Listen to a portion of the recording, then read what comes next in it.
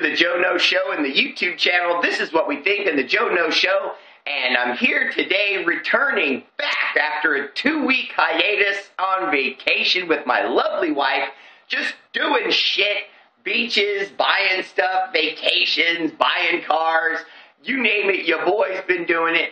And now I'm back because I need to talk to you about something that happened in the news that's irking the shit out of me because I can't stand it when everybody takes a certain subject or a certain story and they look at that story and they go, oh, that's this. I got to figure it out.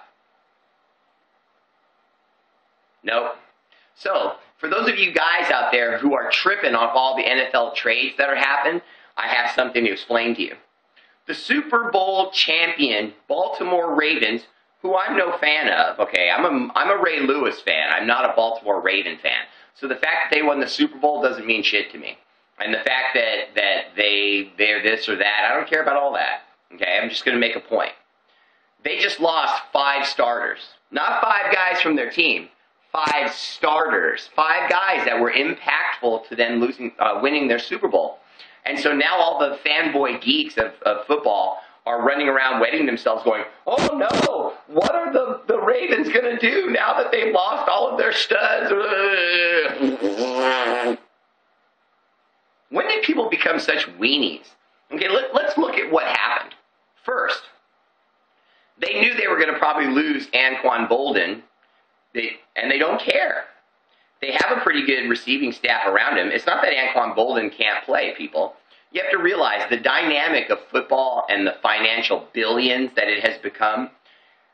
An equation has come into football that most people aren't aware of yet, and here's how it works. Now, some people are. I mean, they're starting to explain it to people now. I was aware of it 5 years ago. The only reason why I was aware of it 5 years ago is because my dad taught me, because my dad is a freak about sports like I am. And he noticed something, and that's just this. You can be a fantastic player, a really great player, but once you get to 30 or 31, 32, anything 30, teams start to decide whether or not they need to get rid of you, even if you're good, because what you bring to the table isn't worth what they're paying you when you're 30 plus years old, because you can get hurt at any instant, you're off the team, and they're still paying you, and then they have to pay some young guy to come in and do what you were doing now that you're injured. So now they're paying 2 guys, one guy way too much money to play one position. I mean, look at Ray Lewis. The whole time Ray Lewis was in his last year, they had Daniel Ellerbe switching in and out, playing middle linebacker with him. Now, they didn't want to say that because Ray Lewis is a legend, but toward the end of his career, he could not play every snap. It wasn't that he was tired. He just wasn't fast enough anymore. He could not run with the tight ends and the wide receivers in the NFL. They're too fast. So they brought in Daniel Ellerbe out of college. The guy was incredible, and then they lost him and Ray Lewis to retirement. So that hurts, but it's a position that can be replaced.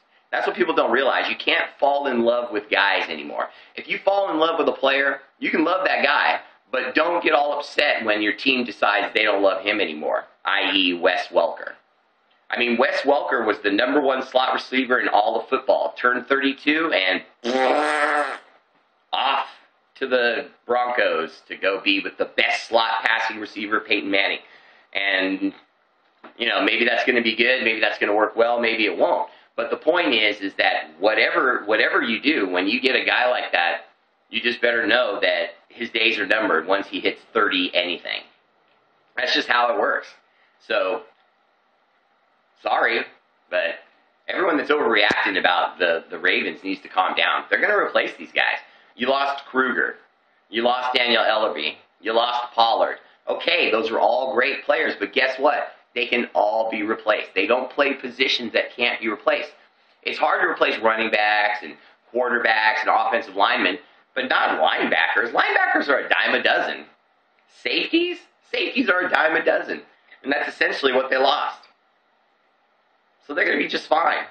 So those of you out there tripping and overreacting, thinking that all these free agents and where they're going, it matters when they're being picked up by bad teams, for Christ's sakes. They're bad teams. They're going after all these guys because they're bad. You think because they got 1 or 2 other new guys, that suddenly that bad team's going to be better? The Cleveland Browns have sucked since the 90s. Paul Kruger, Daniel Ellerbe. Ellerby's a dolphin. Daniel Ellerby's a dolphin. Here come the dolphins. Give a break. Check out the Brothers to Be on the YouTube channel. This is what we think. They review the hottest movies and DVDs and stuff coming out on television so you know what's hot and what's not. You dig? Peace.